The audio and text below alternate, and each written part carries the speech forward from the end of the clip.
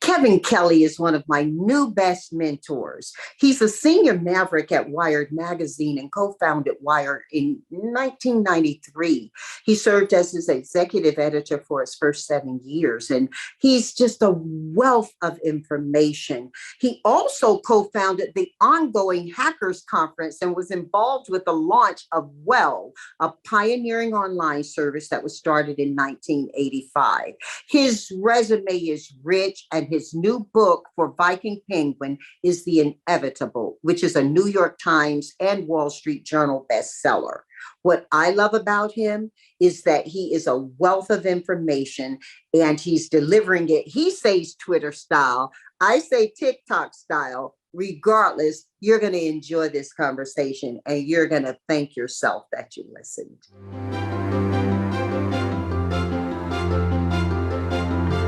Kevin, welcome. It's a pleasure and an honor to be here. I'm really looking forward to this conversation. Oh my goodness, so am I. I feel as though I'm sitting at the feet of a guru now. We're going to jump right into it. Certainly, I want to know about your childhood and all that stuff. But you have a new book out called Excellent Advice for Living. Love, love, love it. Want to start our conversation by quoting a line from it. In 100 years, a lot of what we take to be true now will be proved to be wrong, maybe even embarrassingly wrong. A good question to ask yourself today is, what might I be wrong about? Now, Kev, this is the only worry worth having, you say. That's a very powerful thought. And I'm sure many people could think of examples of this from the past and, kind of hindsight. But what are some ways that help you to actually consider this each day? So this question, what am I wrong about, is something that's worth asking yourself each day. And the stronger your views, the stronger you should be asking that question about it. And that is there, might I be wrong about this? What would it look like, or what might I see in the world if I was wrong about it? And what are some other evidences around me, or what other people believe that also might suggest that I'm wrong about it? And I think it's hard. It's so hard to be honest with ourselves many times, and because a lot of things that we believe, we don't actually get there ourselves. We kind of inherit them, things that people around us believe, things that our parents believed. And so there's lots of things that we feel strongly about that we've never actually really ever arrived at by ourselves. And those ones that we want to ask and question, why do I believe that? Maybe I'm wrong about it. It kind of lines up in a stronger and likely broader sense with, you'll recall this saying, I'm sure, walk a mile in someone else's shoes, or I think it's a real generous expansion of that ideal. Is it not? It is. I think empathy, which is what we're talking about, you're kind of empathetic to other people's beliefs, is a superpower in many ways. It's actually at the heart of like great design. When you're designing something, you're kind of trying to imagine yourself of a person who's not familiar with what it is that you're doing, and you're trying to put yourself into their mind and say, like, well, how would they use it? What would they expect if I showed them this app or this product? And so being able to do that, to put yourself in someone else's shoes and look at the world, that's incredibly powerful. It's also great if trying to persuade someone, rather than trying to tell you what you are wanting to do or want them to do. But if you put it in terms of what is good for them, that's empathy, that you're like kind of turning around and saying, well, if you do this will be good for you for this reason. That's much more persuasive. So, and in interpersonal relationships, then Kevin, that becomes hugely, I think, important. When we look at it in the broader sense, it applies in every way, because whether we're looking at it from a political sense, many people believe we don't have the diplomacy engaged in politics today that we had historically. Some may say we never really had that much of it. It depends on how you're looking at it, or whether we're looking at it in terms of people's questions about their mortality, their faith, or I think it just really is a good tool. It is. It's a fabulous tool. And here's the thing, you can get better at it. Okay.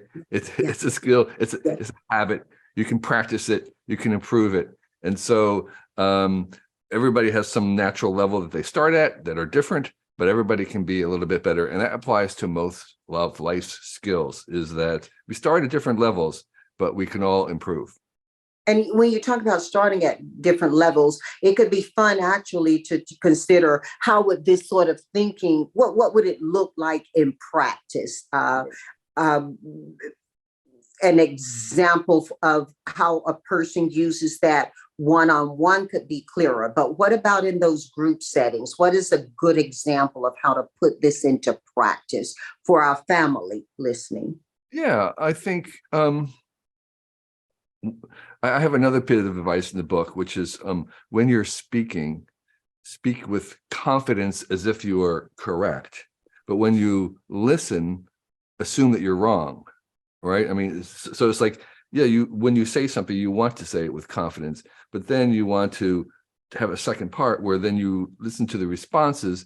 And at that moment, you should be saying, well, maybe I was wrong. And and this is a way in which I can be corrected. So I think that second part of a conversation, of dialogue, is to be receptive to what's actually being said, to actually listen and not just assume that there's agreement. And if there is disagreement, to ask yourself, well, maybe it's me. So I have another bit of advice in the book, which is like, if you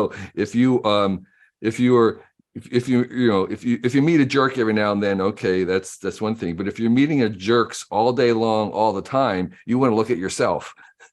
Yes, right? Yes. And so that kind of introspection, I think, is a very important part of working with other people, of having empathy in a collective sense. And so you do want to pay attention to what other people are saying and how they respond to you.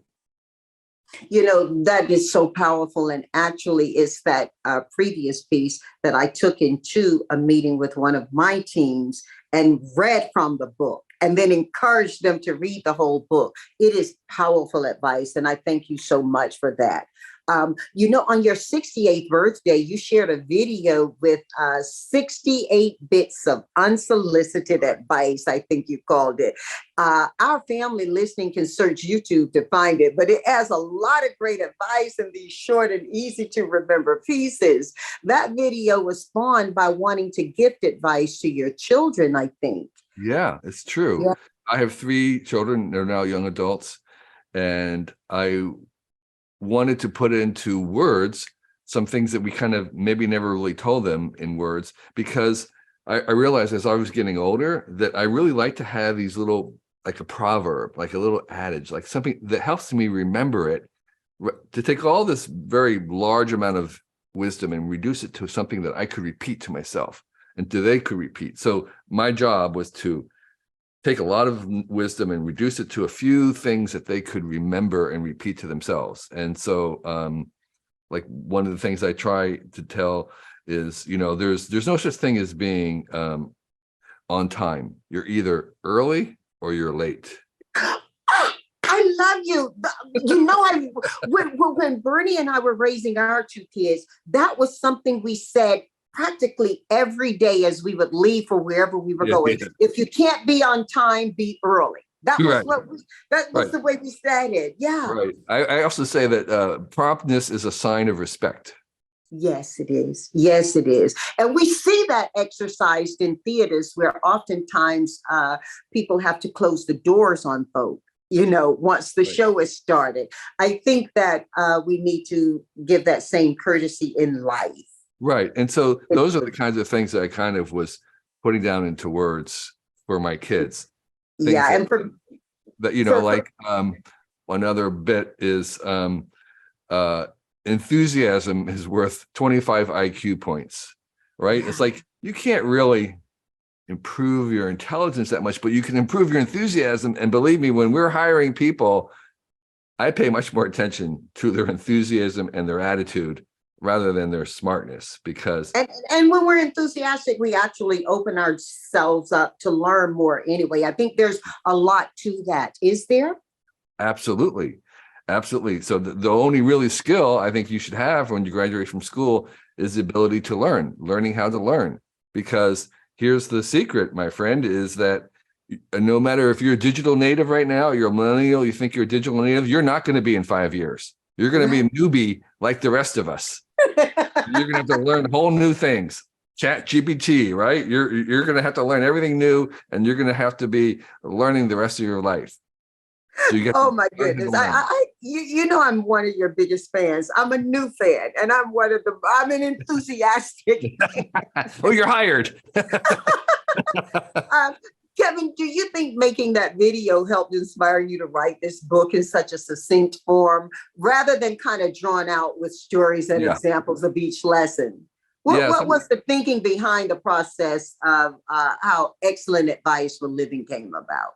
Yeah, some people call this the Bible without stories. So if you go to the bookstore, lots of advice, and it's usually wrapped into a story. And by far, that's the best way to convey information is with a story, because we're not really built of atoms, we're built of stories. And so if you can tell a story, you can really convey it. But I'm terrible at telling stories. What I'm really good at is writing really pithy little proverbs, little mind grenades. That's what we did at Wired when I was doing Wired.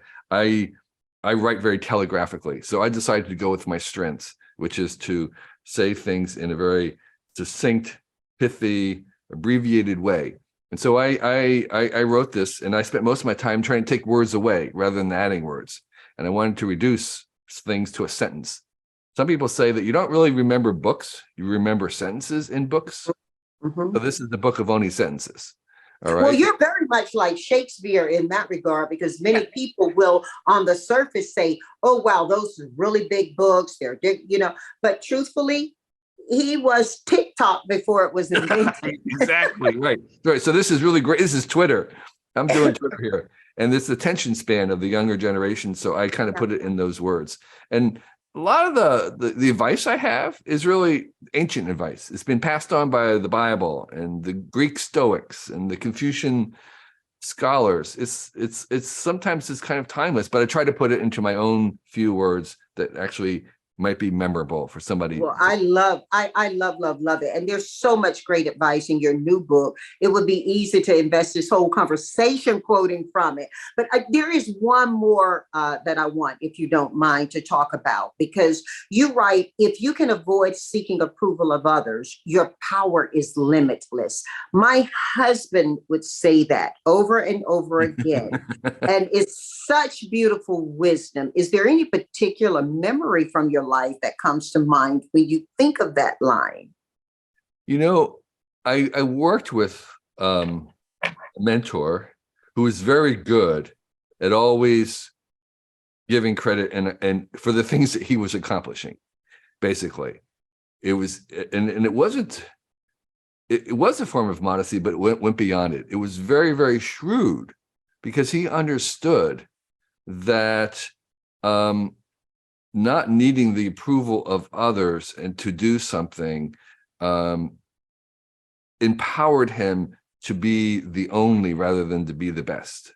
So that ability to be kind of more internally driven versus externally driven can give you a kind of a calmness, a centeredness that will allow you to keep producing work. Because look, anything that is really good, there's going to be haters on it.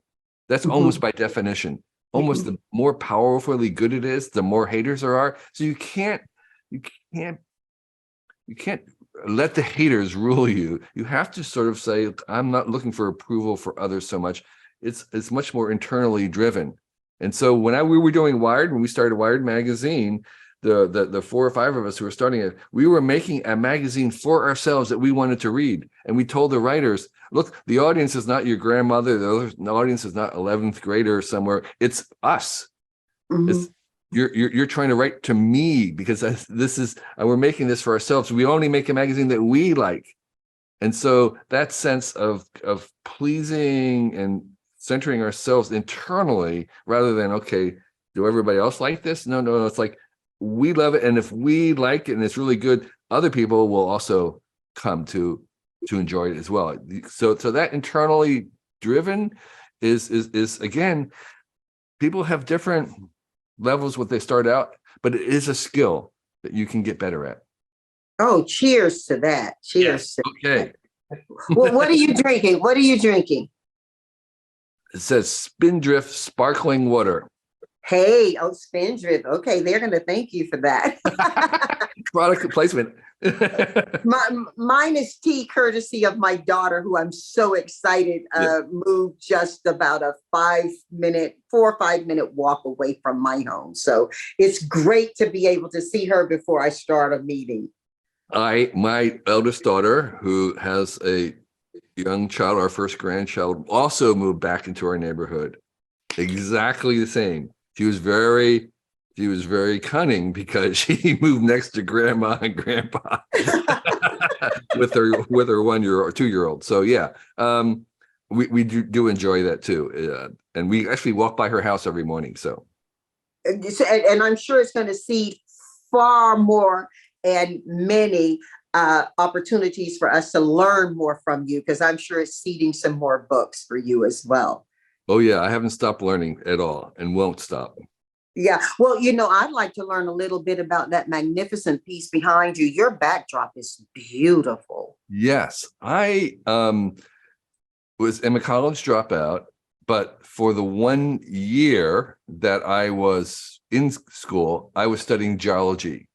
And this is a geological map that I found on the U.S. Army Corps of Engineers, and it's a geological map of the Mississippi Valley, and that white thing is the current Mississippi River. But these so for people who aren't seeing this and are simply listening to it, let me just tell you that what I'm looking at behind Kevin is, first of all, it appears to be a beautiful collage of a couple of shades of blue with gold and yellow backgrounds to it. Right. And then there's a distinctive white curved line that comes through. Right. It gives the effect of not so much psychedelic as well, it looks like kind of like modern art, as maybe ancient meets modern art. Right, it's kind of like modern art. It's like Jackson Pollock. There's lots of squiggly lines and there's lots. Yes. But what is it actually, Kevin? Right. So this is a big mural, and it's big right behind me. And it's a mural, and it's actually a geological map. It's a map of the Mississippi River Valley, and it's showing the old meanders of the river in the valley over millions of years. And so those squiggles are the courses of the river, the ancient courses of the river. And I had discovered this colorful map as PDFs on the Army Corps of Engineers website, and I stitched them together and put them up as this backdrop. And I love maps as art. So it's beautiful. My son would love it. He's a historian. No, let me correct myself. He's a lover of history, and he enjoys maps as well. So I can hardly wait for him to see it. But you talked about engineering. There are few people in the world who can explain technology the way that you do, at least from my perspective. And there's a lot going on in the world today that would be great to have your opinion on before they go there. Okay, before we get there, I really know that you have had an optimistic attitude, and you even coined the phrase protopia. Talk with us a little bit in a primer fashion on why it's important to you to be an optimist, and maybe why it's necessary, perhaps. Yes. So Wired Magazine was started with a very optimistic view of the changes that were coming due to the internet. And that helped me become an optimist and see the value of optimism, both generally, but particularly when thinking about the future. What it is if we realize that most of the really cool and lovely stuff that we enjoy today from an electric car to smartphone to the microwave oven to antibiotics, whatever it is that you think is good, that was generated and created by somebody who believed something that seemed impossible at the time. They had an imagination about it, and they believed that it could be made, that it could be produced. And so in some senses, our lives today have been shaped by the optimists of the past. It's the optimists who actually create the world. And that means that going forward, it's going to be the optimists who make all the cool stuff, because this is going to be difficult to make. It's going to be hard to imagine, VR that works or an AI that we'd like. And that is only going to be made by somebody who imagines the future and then believes that it's possible to get there. And that's optimism. That's what optimism is the belief that tomorrow will be better than today. The belief that something seeming possibly good we can actually make. And so it's important to do that, because all the things that we want, like climate change remedies, are all going to be very, very difficult. And they're not going to happen accidentally. We can't accidentally make a good future. We actually have to imagine it first and then believe that it's possible. And so part of what I'm about and trying to promote with Wired Magazine and others is to help us to imagine a future that has lots of AI, that has genetic engineering, that has all this stuff, and that we want to live in. And that is going to help us make it real, because we can't do it accidentally. I call that future protopia because it's not utopia, meaning it's perfect. No. It's got a lot of new problems. It's full of problems. But I'm optimistic, not because I don't think there's going to be problems or that our problems aren't as big as they are. I'm optimistic because I believe our ability to solve the problems is even greater. You're just touching my heart. It's as though I'm in church with you right now. We started this conversation with me feeling I'm at the feet of a guru. Recently, I had the honor, the pleasure, and the responsibility to speak at the International Leadership Summit, which Bishop T.D. Jakes puts on annually. And Bishop, as inferred by his title, leads a congregation of Christian faith-based people. And there were, oh my goodness, Kevin, there were over 10,000. The convention center was sold out. And importantly, digitally, there were many attending. My conversation was to and not to infer that all Christian people or faith-based people don't embrace technology, but it was to share with them an understanding of why they need to understand it better. Right. And said, you're one of those people who can help with that. I almost wish you were in my pocket when I was on that stage talking to it. You may know that my business is built on employment. And over the past few years, many people do express their concerns and worries about what they perceive as kind of a scary future where AI, chat GPT, and, autonomous vehicles and robots are in some way taking people's jobs. From your optimistic viewpoint, what do you say to people who are worried about the impending job losses from new technology?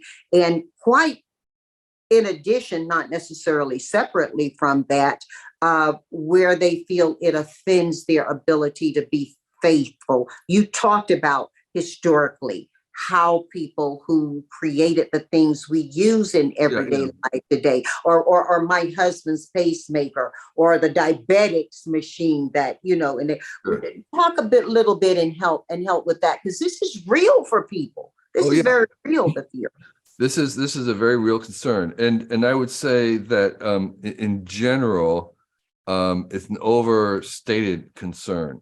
It's very vivid because people, if you've played around with this, you can be very impressed by, oh my gosh, this is very, very powerful. What will happen to people's jobs? Well, here's the thing. I'm going to go out on a limb and say that very, very, very few people will lose their job. However, most people will lose their job description. Mm-hmm. Okay. The things that you do, maybe 90% of the tasks that you do in your job may be done by an automated version, but that remaining 10% are going to be amplified and improved and enabled by the same technology. So you will only be doing maybe 10% of the tasks that you did before in a wholly new way. So that's what I meant by the job descriptions. Jobs are Let me ask you something on that. Let me ask you something on that. As I mentioned just a few minutes ago, my work is around employment. What about these towns where, and we saw an example of it happen right in front of the drug epidemic that hit the country in the US. Our family is a global family, and there have been, iterations of that across different continents.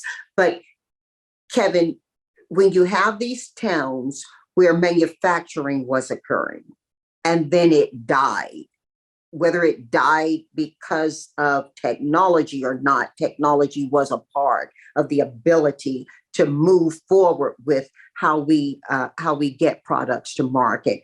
What about those people who have those fears of technology taking their jobs? The people who work in the factory doing things that robots will now do. Right.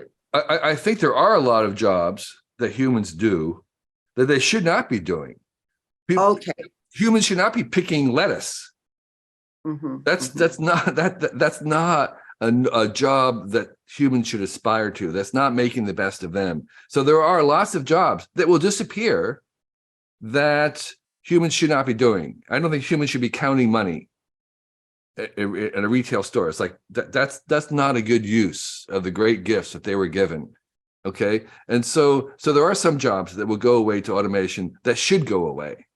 Okay, and so what we want to do is here's the thing: all the jobs that the things that robots are really good at, things that are efficiency. Any kind of a job that can be described in terms of productivity, that's a job that should go to robots. The kinds of jobs that humans are good at are where it's inefficient. What are inefficient? Well, like art, that's not efficient. You don't count out how many paintings Picasso made per hour. No. That's art is very inefficient. Science is inefficient because you do experiments that don't work. But you've got this beautiful art behind you. Right. That's inefficient. That may have been technologically designed. I mean, we've got writer's strikes going on because it can. So allow me to devil's advocate you a little bit, because I'm really enjoying listening to your brain network.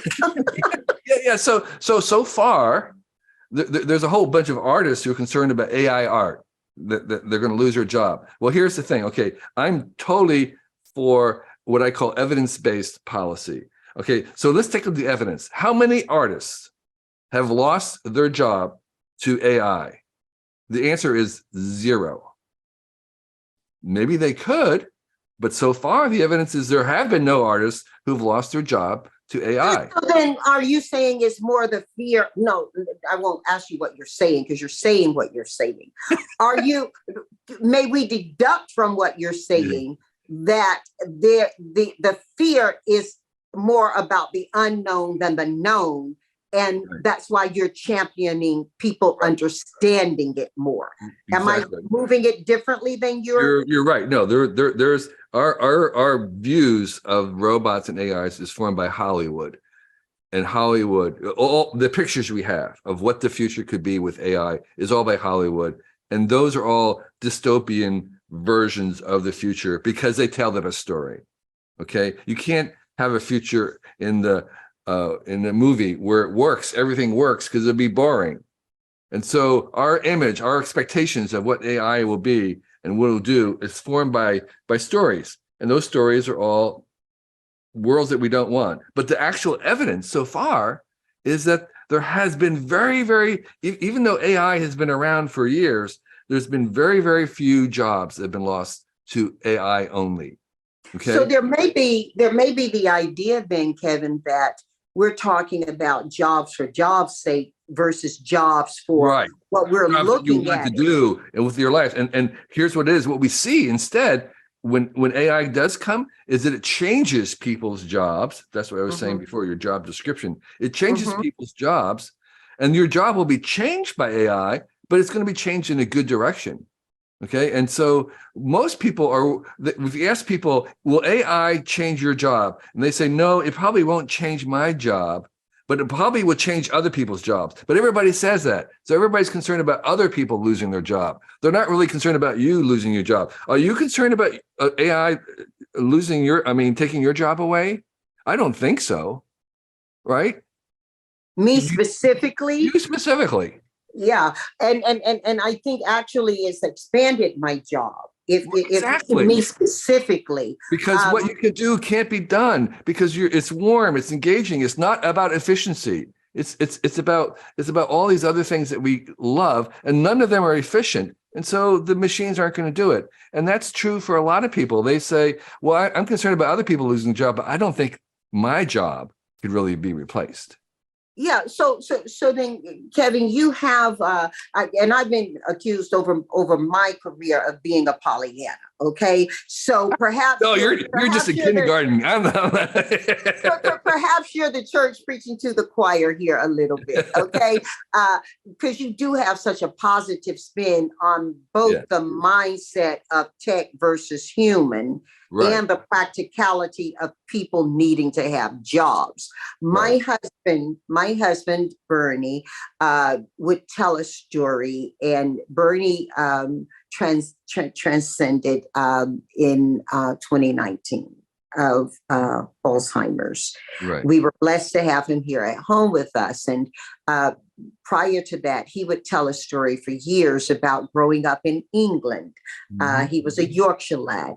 And he would have summers where he would deliver milk on a buggy where the horse knew exactly where to stop, right, how long to wait. The chats would go on. And it amazed him as a kid that you never had to tell the horse where to go next and when to stop. But he said what blew his mind more was when he was sharing that with his mom, and his mom told him, well, when she was a girl in Lancashire, England, they delivered ice by buggy. Sure. Not milk, but ice by buggy. Right. And she said the thing that got her was that the Iceman was the best Iceman you could have in the community, right? And chip off a piece for the kids when it's hot, that kind of thing. And everybody loved him. And he felt so undone when his customers stopped buying from him.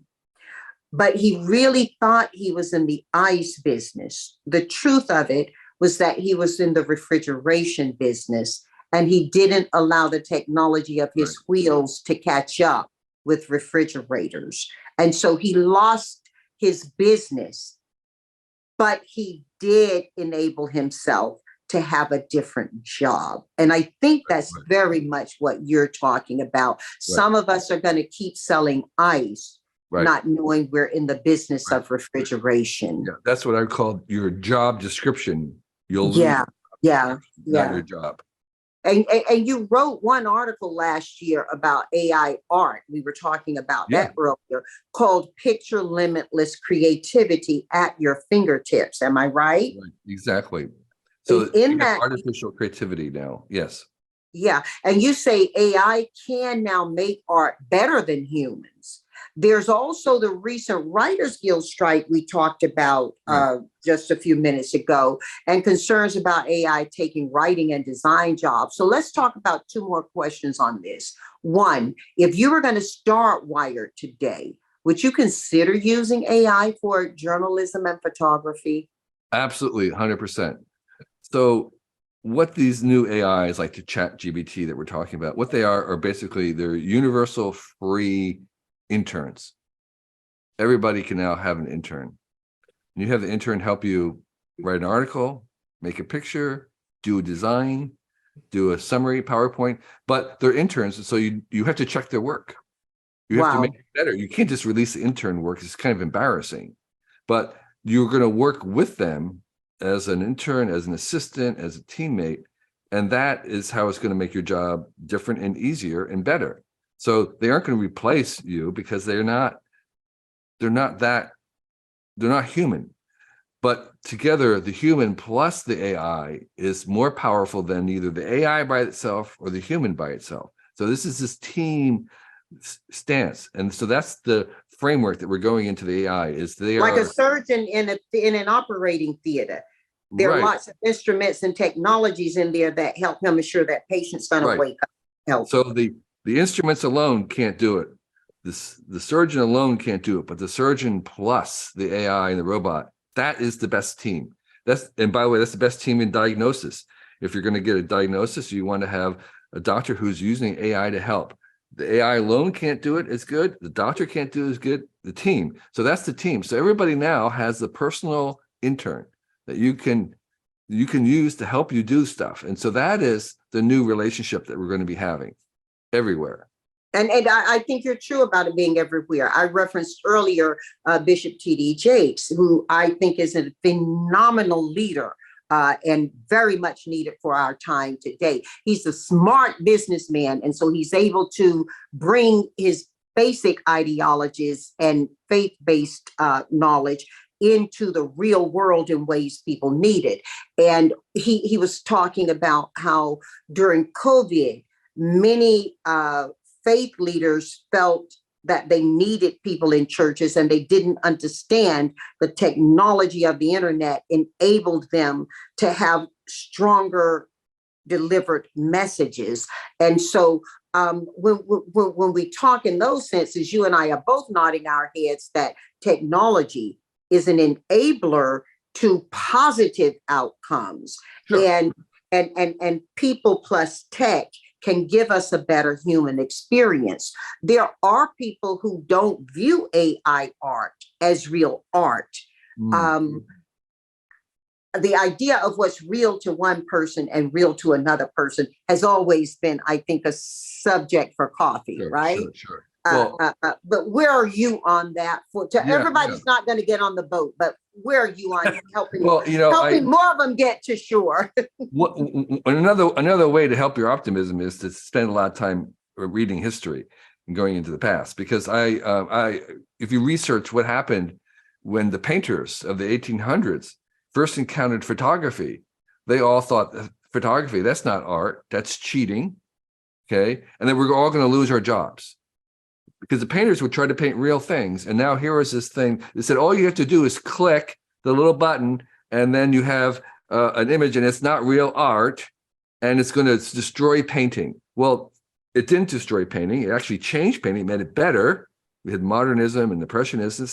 And secondly, photography turns out not to be so easy. It's not just a matter of clicking. You actually need there's an art to it. It can become an art. And that's the same thing now when the AIs come. The photographers and artists, oh, no, you just have to click buttons, you make art, and you make stuff that it's not art. No, it is art, because it's not just a matter of clicking. I spend hours and hours in conversation with the AI to make each picture, which I do. I post one a day. And so it's a conversation. It's a teamwork. You can't just put up the first thing it makes. You have to work it, nudge it, say, oh, not quite that. You're almost there. Can you do better? This is not really what I was thinking of. And so it's art, it's creative, but it's the best stuff is produced by those who can work with this AIs. And it's going to be just like photography was, its own new thing. So it actually is art, and it requires a lot of work to make it good. Well, first of all, Kevin, this is just so stimulating to me. And I keep coming back to where you talked in that 68 bits of advice about enthusiasm is worth 25 IQ points. So, helping people get there, you can raise your IQ just by being excited. A lot of people do think more about the immediate and don't take stock in long bets or long-term thinking. What are some examples of recent or past long bets you've taken, and why did you take them in line with your philosophy on enthusiasm being a big part, I would think, of how you decision make then? I think long-term thinking. Is that a good question for you? It is a great question. Does it expose you too much? I think thinking of the long term is a vital and necessary skill today, because it can help you be optimistic if you take the longer view. It's like investments. If you're invested for the long term, even though if you have a small incremental increase, but that's compounded over time, and that longer view allows you to overcome even fairly severe downturns, right? If you're there for the long view, then you can realize that those are just temporary setbacks. And so that long view is so important that I'm a co-chair of a foundation called the Long Now Foundation, which is encouraging ways in which we can take a longer view for things. And that might be generational views. Say, okay, maybe we're working on something that may not be done in our own lifetimes that has to be completed by future generations that will benefit the future generations the most. Not just me now, but those and those yet unborn. We can so planting trees that we may not get the shade from in our lifetime. Exactly right. And so that's an example of how to be a good ancestor. And so part of that process, we've been thinking about ways, and one of the ways I encourage long-term thinking is to make bets, because people like to make a bet, and I think it will help us refine what works when we think about the future. So we've made different kinds of bets. There's a bet about whether the population of the planet is going to be smaller in 50 years than it is today. And that's one of the bets I've been making, is that our global population, world population, is going to start to decrease very, very fast. It's not overpopulation. That's not a problem. It's the opposite problem. We're going to have depopulation as a problem in the future. And that's a bet that a long bet that won't be settled during my lifetime. It'll go beyond. Okay. And so, well, we're seeing some evidence of that in Europe right now, aren't we? Where women are opting not to have children, and governments are looking at it. Or in Japan, Korea, communities of and Korea, yeah. And so Japan right now is losing. Not everybody. All countries have dropped their fertility rate. Some of them below replacement level, meaning that they can't replace, so they're losing population. And Japan already is losing population every year. So there's fewer and fewer and fewer Japanese. And the problem is that we don't see any solution to that. Even when they offer people money to have babies, it doesn't work. Maybe they're not offering enough. Maybe you have to offer $1 million and pay for it. Let me ask you this in lines with solving or that being a problem. Right. Are we dynamically set on the idea that is a problem? If we take when you're talking about taking long view and taking bets, is it dynamic? Is it finite to say that is a problem? Can we survive as humanity with fewer humans? Or are you suggesting the decline of humans being born will continue to the point that there are none left, and that in and of itself is a problem? Is the universe better with humans than without it? No. Or are humans simply need? I mean, I know I'm taking you there, but I think you're a person who can show us there. That's exactly right. And this question of what is our role, both as individuals and as a species, and particularly when we have AI and all these other things, it's like, what are we going to do? Why are we here? What's a human for? What's a better human? How do we become? What does that even look like? These are questions. What I'm asking you. What I'm asking you. These are questions that have always been interests of philosophers, but now we don't have a choice. We actually have to have an answer. We actually have to collectively have some consensus, because we have these AIs, and these AIs can do things, and some of them times the AIs are maybe they're racist, or maybe they're sexist, maybe they're mean. Yeah, that's because they were trained on humans, but we don't accept that. We say no, they have to be better than us. Okay, well, what does that mean? What does that look like? What does better than us look like? And philosophers have maybe talked about that, but now we actually have to have an answer. We can't just say it's philosophy. We have to give them an answer. Say, here's the code, here's the behavior that we want that would be better than humans today. And that is the same thing. But doesn't that scare those people who say technology versus human Right. is a bad bet. Right. It's great because what the AIs and the technology is allowing us to do is to become better humans, because it's like our children. We want our children to be better than us. Okay. And so these are our mind children. We've made these things and we want them better than we are. We want them to behave even better than we do. But Define better. Define that's better. the question. That's the thing. We don't have that. We don't have an agreement or even an idea or a picture of what that means. Is it being woke? Is it being post woke? Is it being super woke? What does that even mean? So we don't know. But that's the challenge that we're going to have, is we're going to have this conversation again and again and again for the next 100 years of what do we want to become? What do we look? What's a good goal for the things that we're making for these AIs and others? And because we have fewer humans, why are we here? If we have fewer and fewer on the planet, what are we here for? If we have robots doing all the work for us, what do we get to do all day? What do we want? And so, again, for the first time in history, we now have to answer that question. Yeah, we do. Yeah, we do. And the thing is, the people who are in positions to answer that, and the the humans who perform to our greater society on how to answer that, may not be as equipped to answer that, because many of them, maybe most of them, don't have a basic understanding of the technology we are putting the question forward from. Right. And a lot of people have had trouble believing that the technology will force us to make these questions, that this is there, or that human nature can change too. That's another thing. What we're seeing is that civilizational level, the education, how we educate people, what we expect, things like fairness and stuff.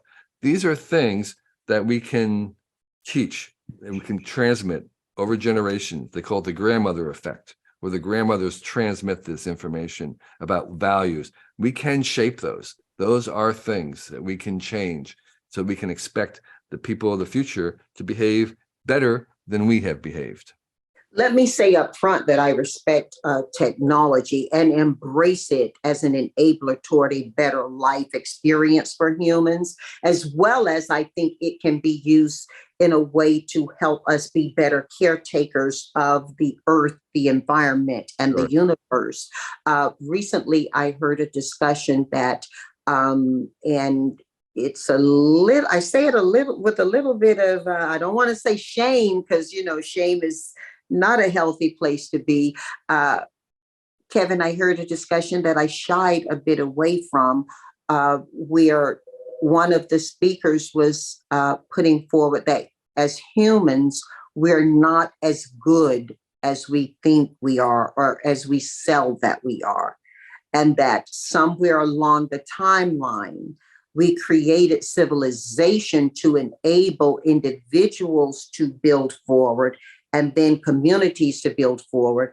But at core, we are not good. We don't really have innately that belief that allows us to think we can't take what belongs to someone else or kill someone for the sport of it. Now, I don't know that in the animal kingdom, animals actually kill for sport so much as they kill from a fear of, personal endangerment.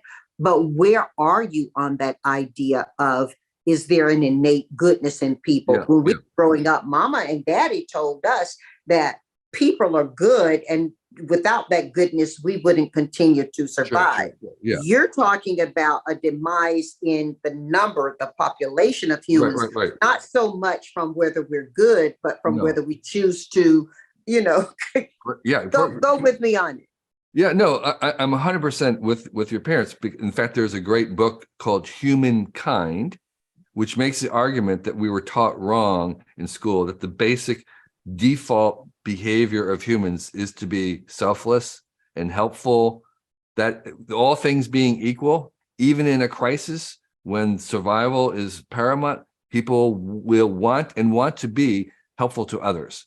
And I believe in my own experience traveling around the world with people who have almost no money and people who have a lot of money and everything in between, is that people want to and are generally kind if you give them and expect that from them. And that the basic foundation of the universe is there's this paradox. And the paradox is that the most selfish thing you can do is to be generous. Okay, that's a bit of advice. The most selfish thing you can do is to be generous, because the more you give, the more you get. And mathematically, that doesn't make any sense. It doesn't add up. If everybody in the world's giving and they're getting, where does it come from? But that is the paradox at the foundation of the universe, which is that the more you give, the more you get. And the most selfish thing you can do is to be generous. Okay, so that's, in my experience, how the world runs. Wow. Wow. You know, your grandchildren are so blessed to have you. I'm skipping right by the children. I do want to go backwards a little. You talked about if you want to understand the future, study history. Yeah. I paraphrase you a bit there. We talked about photography and how it made better, how it inspired better artists. One of the things I'm in love with, of the many about your work and your career, is your book, Vanishing Asia. The imagery in that book is just beautiful. I want you to talk about that project. And when you do, can you just open up for us a little bit about your youth? Because you lived in a small Asian town, right, with no technology at all.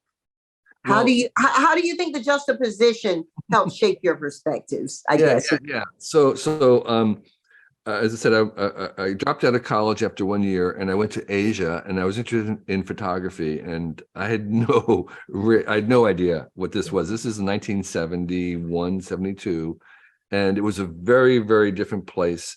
It was basically what I call like a time machine. I was literally able to go back in time and live in places like Afghanistan or the Himalaya villages where they had not changed in hundreds and hundreds of years. They were living like in 1500. And that experience of living in a place where there was very little technology gave me a huge appreciation for what it is that we have. So while it was incredible to visit, in many cases, the villages were beautiful, but you didn't really want to live there. You didn't want to grow up there because first of all, they looked beautiful, but they didn't have plumbing. They didn't have running water. They didn't have air conditioning. They were cold and drafty and smoky. There was no Wi-Fi, right? And that's what everybody wants, okay? And so, and most importantly, they didn't have any choices. Growing up in a village in those days, in the medieval times, you didn't have a choice of what you were going to do with your life. You were going to be a farmer or a blacksmith. And if you were a woman, you had only one choice. You're going to be the wife or the mother. And there was no procreate, right? And there was no, there were probably some of the best mathematicians who ever lived, but they didn't have access to math or the option to do that. And so they move into the city away from those villages. I saw that firsthand. That's what I witnessed. Hundreds of millions of people leaving these beautiful villages where they were eating organic food and having beautiful architecture. And they knew who they were. They had strong families and strong communities. They took a one-way bus ticket into a grimy, gritty city and lived in a grimy part of the place because they had the possibility of more choices of what they wanted to do. They could become a web designer. They could become a ballerina. They could become a teacher, a mathematician, physicist. Those were all possible. And so that's what I saw in my own life. And I was documenting with photography the world that they were leaving behind, that which was beautiful in many ways and had a certain dignity and a quality that I thought should be recorded because it was going to go away. And I spent 50 years traveling in Asia between Turkey and Japan and Siberia and Indonesia, documenting all these very rich cultures and ceremonies and habits that were disappearing as everybody moved into the city. Because if I was living there, I would move into the city. I don't blame them. There's no nostalgia. I'm not trying to stop that from happening. I just wanted to record it because it's going to go away. And I embrace the fact that they're moving into city and they're making brand new cities that are more futuristic than our cities, which we've stopped building. So I learned from them a sense of optimism, because they truly have seen their own lives transformed within their lifetime, and they believe that they can still keep making it better. And so I also believe that tomorrow is going to be better than today. Yes, I 100%. I'm with you there. And here are two questions that arise for me from what you've just shared. One is perhaps some of the failures of our cities, which many people experienced during COVID. Perhaps some of the failures of our cities will be solved through technology, not through leaving the cities. I think people legitimately left the cities because the technology and the solutions weren't there to allow us to do that. And I'd love your thoughts on how we evolve that. And another question that arises for me, because I want all the juice from you I can get, Kevin, is how long is long enough when we talk about human age? You get what I'm saying? Many of the people historically, we're told, some lived hundreds of years, then some lived 30 years. And then there was a time in this country where I believe 50 years was pretty old. So how old is old enough for one human? Yeah. So one of the and I say that with some gist toward the idea of, okay, well, if technology helped you get past 50, is it now a good thing versus right. So one of the biggest advances or advantages of technology that we have undoubtedly evidence for is that we've had this increased longevity. And what it was is the average age of the past might have been only 30 or 40 years, but that was an average. And that was based on the fact that there was a really high child mortality, which is really, really terrible. But if you could live to be like 30, then you might live to be really old. It was just that so many children died at a young age that brought the average down. So it was kind of like, yeah, if you made it to 35, you had a good chance to make it to 60. So there were a lot of old people who survived that huge die-off among children. And it was just horrible, the number, high fatality rate of children. And that's mostly what we've cured. And that's why the average age has continued to increase. But the longest age, we haven't really changed that much. What we've done is this sort of allow more people to reach it. So is that in the 80s or 90s, or will we, with technology, change that now to 200? So far, how old was Methuselah? How old was Methuselah? I don't know. We have so far the evidence in modern times is that the longest that you can live does not change very much. What happens is that more people make it to the limit. So there will be more and more people who make it to 100, but there's not going to be not people going to 120 for a very, very long time. Okay, so is that because the composition of materials of the body aren't today where they function really that long? Right, exactly. We have evolved. There was no reason to have long lived. A lot of them, all the reasons genetically were done in the young adult, and so there's these cells wear down over time. It's not that we can't figure out this. I think over history and in the future we'll have a little bit by a little bit, but there's trade-offs. There's always going to be trade-offs, and so the problem is maybe you can live a few years longer, but you'll I don't know, not be able to walk, or that you have to have mechanical support of some sort. Are you willing to do that? Is it? And so we don't know what those trade-offs are, but we do know that biologically there's going to be a cost to doing that over time to really make it really long, like 120, maybe 150. But I think people should not expect to see that within their lifetimes today. It's not the average. You have a higher chance to live to be 100. And that is something that people can expect to do if they take care of themselves and they're lucky with their genes.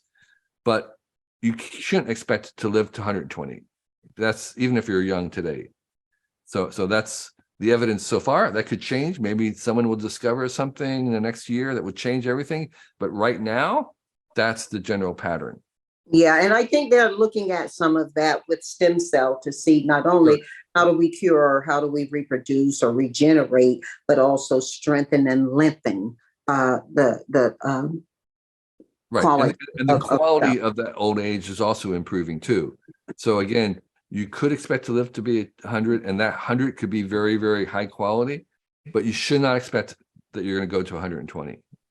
Before we go to 4 for 4, there is one thing that is I'm burning to ask you, not knowing if it is necessarily your area of expertise. However, I really will value your perspective from Okay. learned experience. All right. We are talking a lot about tech. We're talking about how we improve the experience of humans and the humanity of that. Sure. On the humanity side of that, throughout history, access has been the issue or the divider or the lack of, equal or whatever. As we look at the advance of technology in how we live on planet Earth, how do we address access to that tech? The person who does have the ability to have a better enjoyable experience in 100 years is going to gain that from their ability to have access to that technology. What about those populations who don't have access? Is there a humanity aspect of how we factor the advantage of technology from your perspective? Is that a fair question to you? Yeah, we had some experience in the internet and cell phones earlier when there was a great concern about what they called the digital divide. Yes. And what it turns out that there really isn't a digital divide. There wasn't like the have and have nots. There was the haves and the have laters. Okay, because what happens is that the rich get the technology first when it's not very good and overpriced, and their adoption of it helps drive down the cost until it's cheap enough for everybody to afford. So in some senses, the rich subsidize the development of the technology so everybody can get it later. And so right now, in the beginning, cell phones were just the rich person's toy. They seemed crazy. Who would want one? All that kind of stuff. But now, of course, I've seen the street sweepers in India, some of the poorest people in the world, take out their mobile phone. It's cheap enough everywhere in the world that just about every adult human on the planet can afford to have a phone, a cell phone. And most women-owned businesses in Africa are driven by cell phones. Exactly. And that is something that didn't seem likely or possible at the time when the cell phones came out. But what happened was the rich bought them. They were way overpriced. They didn't work very well. And that propelled the process to bring the costs down. And the same thing with AI and other things is that, initially the rich will have access to it. They won't be very good. They'll be overpriced. They'll pay more, but that paying more actually will help develop it until the point where it's affordable by everybody to have laters. So there's the have and have laters. And sometimes, and that gap between the haves and the have laters is shrinking and shrinking faster and faster. So it can be just a few years between when something is overpriced and not working very well and when it's almost free to everybody and works very well. Oh, Kevin, I'm so grateful for this conversation. Is there anything that that you want to share that I've really not covered here? Well, I have this book, Excellent Advice for Living, which is 450 little kind of proverbs. And one of the things I've noticed from people is people who have kids, it's kind of aimed at young adults and who are graduating or going on to people who have kids like that. They say, look, my kids don't listen to anything I say. They don't take advice from me. But if I can hand them this book and you say it, they'll listen. And so that's what it's really good for in many ways is if you have kids that don't listen to you, they might listen to a book. And I recommend it for those kind of uses.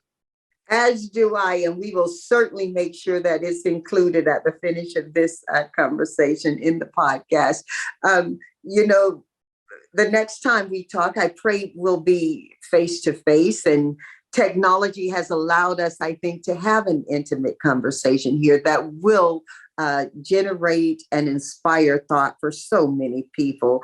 So that in of itself, I think, is a great example of what you're sharing with the world. Um, and I'm assuming we'll have another conversation. I pray I'm welcome to that with you. Let's go 4 for 4, shall we? Sure thing. So I'm going to ask you 4 questions to which you'll give me 4 answers. And it is there is absolutely no right or wrong, especially with you. Oh my goodness. The first question is, you get to invite 4 people to dinner from any point past in history to present. We're not talking about those futuristic folk who we've not identified the human of. Who's at dinner, and who's at your table, and why? For people from the past, I'd like to have Jesus, Gandhi, Abraham Lincoln, and Albert Einstein. Why? I think they'd have a lot to say to each other, and I would just listen. Awesome. Awesome. That would be amazing to see you there, because I depend on you so much to be the talker. Okay. So what 4 pieces of music are you listening to today, and why? Well, I haven't listened to much music recently, but when I write, I play one song on a loop around and around and around and around and around. And it helps me kind of focus in some ways. And it's a Gregorian chant that's sung by the Belgian men's choir, and it's called the Hymn of the Seraphim. There's no words. It's just this kind of Gregorian melody, just chanting vocals. And for some reason, it just puts me into writing mode. And I play the same song over and over and over again. Oh, I think that's so cool. And there have been times in my life where I've really wanted that one song over and over and over. Maybe not to write so much as to be quiet and get myself together. What 4 books do you recommend to our family, and why? There's one beyond your own, which we are recommending. Of course. There's one book called Finite and Infinite Games by James Carse, who was a pastor, who said there's 2 kinds of games in the world. There's finite games where there's winners and losers, and you have to play by the rules, and it's unfair to kind of break the rules. And then there's infinite games. And infinite games, there are no winners and losers. Everybody's a winner who plays. And the purpose of the game is not to win or lose, but to keep the game going and bring as many people into the game as possible. And he says, basically, all the great things in life are infinite games. And so whenever I'm headed, I ask myself, is this a finite game or an infinite game? Because I want to play the infinite games. That's one book. I recommend a book by a friend of mine called How Buildings Learn, which is about, you're making a space, you want to understand that all the great spaces learn over time. They change over time. A building is kind of like a prediction. Even a home, you're predicting what you're going to use in it. And usually it winds up, you do different things. That's why you remodel over time. That's why you change things. So the building is learning, and you kind of want to expect that in the beginning, that you're going to make something. So you want to make things as changeable as possible, because your use of that space is going to change over time. So it's a very practical book in that way. I would say another book that I like is something called Atomic Habits by James Clear. And it's really about how to form good habits in a very practical sense, and how not to form bad habits. And it's the best manual on habit formation there is, Atomic Habits. And the last one, I would say the Bible. And the Bible is the most overrated book and the most underrated book. And no matter what you think it says, it doesn't say that. So you should read it yourself all the way through, because it doesn't say what you think it says. Oh my goodness. You know what my weekend will be, right? filled with these recommendations you've made, perchance with the Gregorian chant behind me. And we laugh, and I'm serious about that. Before we hug off, what are the 4 pieces of advice? And you've given so much and so rich. Are there 4 more pieces of advice in the spirit of going 4 for 4 that you offer our family right now? And if it's advice that was shared you from someone else, please show homage to the author. Sure. Yeah. So I would say one thing is don't ever work for someone that you don't want to become. Okay. Love that. Secondly, reading to your children regularly is the best school they will ever get. Okay. How about this? A thing that made you weird as a kid can make you great as an adult if you don't lose it.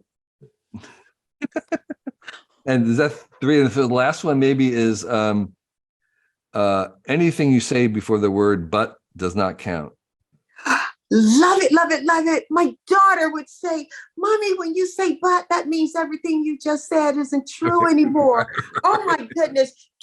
Kevin, I don't want the conversation to finish. It's just been such a treasure to have this conversation with you. Thank you. You are looking at someone whose life has been impacted. On September 1, I'll be 70 years of age. Wow. You have taught me today as a child. I feel like a child learning new and afresh.